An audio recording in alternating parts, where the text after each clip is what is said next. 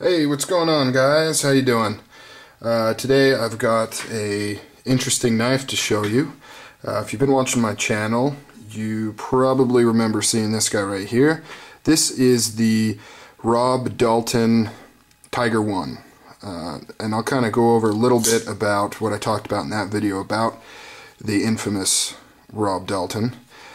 First off, he's been making knives since the late 90s. He started off doing, your typical starter knives. They were pretty simple, nothing too crazy, somewhat crude, so on and so forth. Then in the early to mid 2000s, he really kind of came into his own. This came out about 2004. Kind of came up with a distinct style. He primarily deals with side opening and front opening, out the front automatics. That's where he kind of developed his style. He produced a lot of different models, all with very limited production numbers.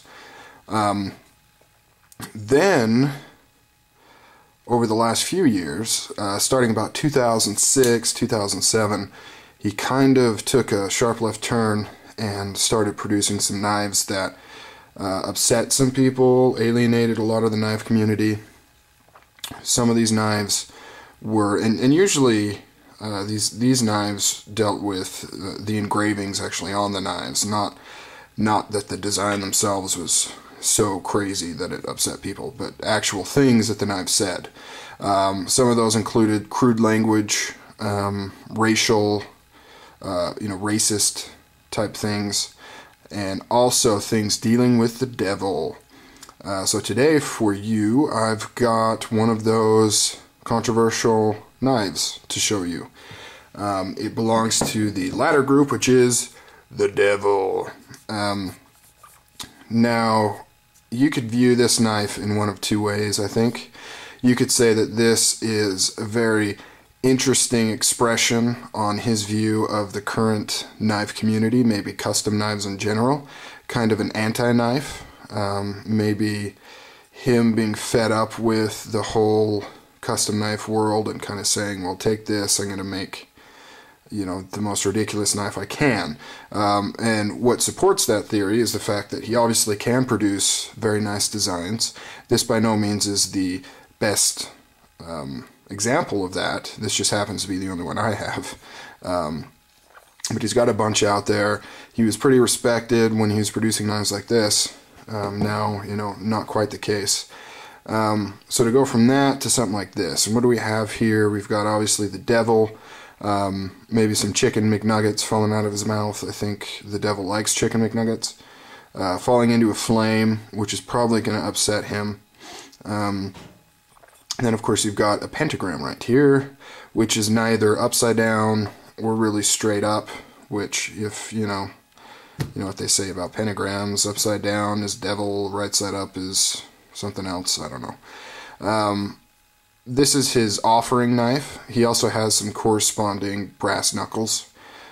He's got some brass knuckles called, I think, the Devil's Hammer, and it features even some more negative devil expressions like upside down crosses and things like that on there. And of course this is done in kind of like a 14-year-old's notebook style drawing. This is not done in a serious fashion, in my opinion. This isn't done to seriously be an homage to the devil. This is kind of more, I don't know, I view it more as like a tongue-in-cheek type knife that he's designed. So you can look at it that way, kind of as his artistic expression within the knife community, or you just look at it as a really bad idea that was poorly executed while maybe he was on a bender. So I mean, either way, either way kind of fits, and I'll talk a little bit more about why either one would work. Really, this is kind of like an anti-knife. It's really, I don't know. It's cool. I like it. It's definitely a collector's type piece as opposed to a usable knife. These horns here and the shape of this thing doesn't lend itself well to being carried or used. This is, of course, the classic T6 aluminum aircraft grade. The blade is ATS 34, like he always does. And this, believe it or not, is not an out the front. This is a side opening automatic. The blade length, I think, is just under 4 inches. The main, no pocket clip, so this, it's not meant to be carried.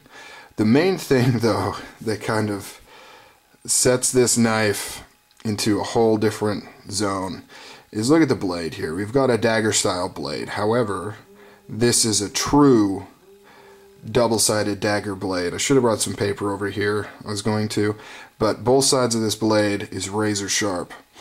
So, not only do you have an issue with this blade whipping out of here with a sharp edge, if your hand was here or anything was there, I'm not sure how bad it would damage you, but I'm not thinking it would be fun. I mean, if you had a finger right here and this came whipping out, I'm thinking it would cut you pretty bad.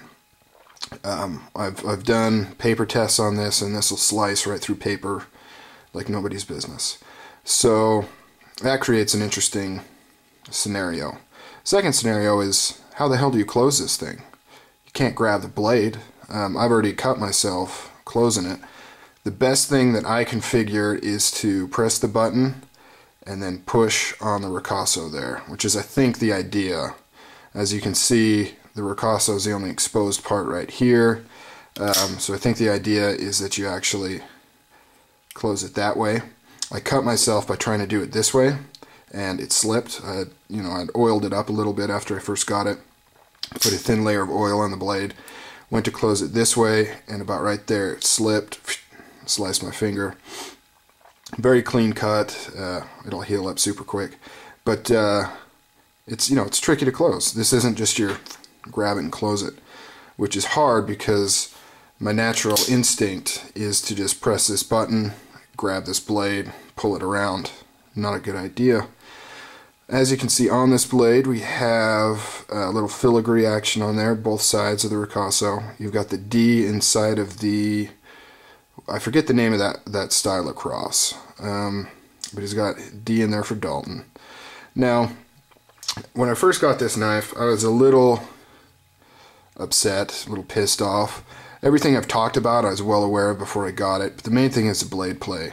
It has a lot of blade play, and there's just no excuse for that. It really kind of dampened my opinion on this knife. It has a lot of blade play, and unlike most knives, the way he does his pivots, this is non-tightening. You can't tighten this. You can tighten that till you're blue in the face, and it's as tight as it's going to go.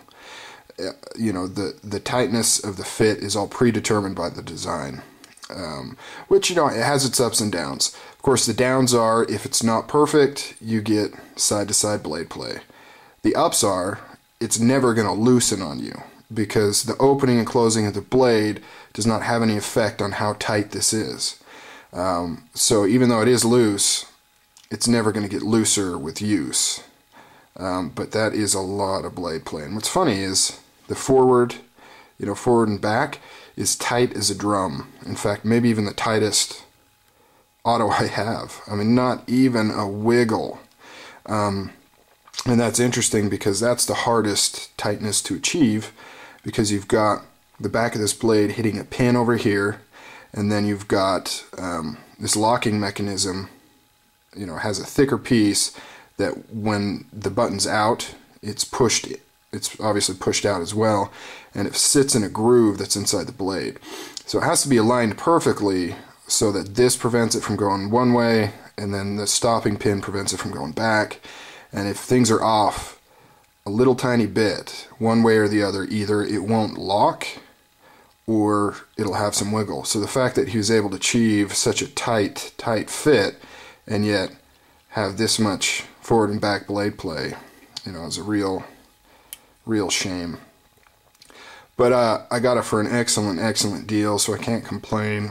I bought it secondhand from somebody, and I'm glad I didn't pay full price necessarily. However, I still think it's a very cool blade for my collection. It's the most eye-popping blade that I own for sure. This is a definite one that I'd pull out and people would be like, what the crap is that? That is crazy. So yeah, that's that. Take it as you will. I don't know what your opinion of Rob Dalton is, or of some of these interesting knives he's produced lately. But, you know, who knows? Mad genius, crazy asshole. I don't know. I don't know the guy. I don't know much about him. It's kind of a mystery. It's kind of intriguing to me. But that's that. That is the Rob Dalton offering and the Rob Dalton Tiger 1. Catch you guys later. Bye.